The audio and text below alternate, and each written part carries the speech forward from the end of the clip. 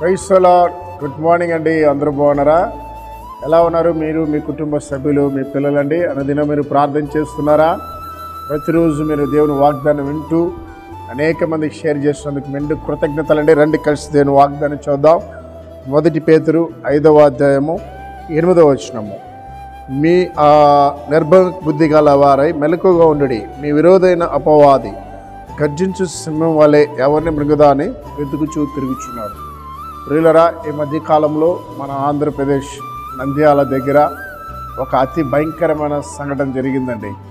So 6 ఏళ్ల బాలిక, అలాగనే మైనర్ అంటే చాలా చిన్న వయసున 3 పిల్లలు ఆ బాలికని తీసుకెళ్ళి అత్యాచారం చేసి చంపేసి ఒక నదిలో పడేశారండి.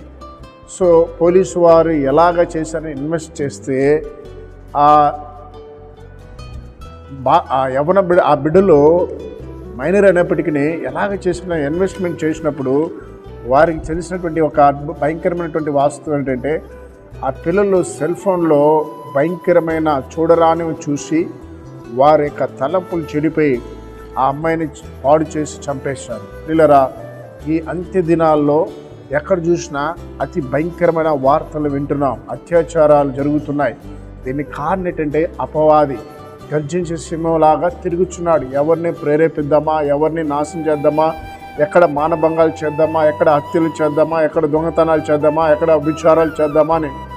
కనుక ఆ యొక్క సాతాన్ని మనం ఎదిరించాలంటే, సాతాను క్రియలు లయపరచాలంటే మెలకుగా ఉండి ప్రార్థించాలి. కాబట్టి క్రైస్తవ జనాంగమా, దేవుని ప్రజలారా, ఈ వాగ్దానం వింటున్న దేవుని ప్రజలారా, మీ మట్టుకు మీరు క్షేమంగా ఉండడం కాదు, మన రాష్ట్రం కూడా క్షేమంగా ఉండాలి, మన ప్రజలు కూడా క్షేమంగా ఉండాలి. కాబట్టి ఇటువంటి సంఘటనలు జరగకుండా ఉండాలని ప్రతిరోజు ఎలుగెత్తి ప్రార్థించండి. సాతాన్ని యేసే రక్తములో కాలిపోనుగాక. ప్రార్థన చేద్దాం.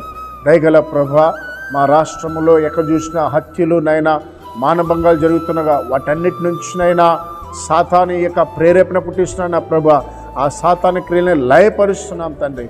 మా రాష్ట్రంలో, మా దేశంలో శాంతిని, సమాధానం నెలకొల్పమని ప్రార్థిస్తున్నాం.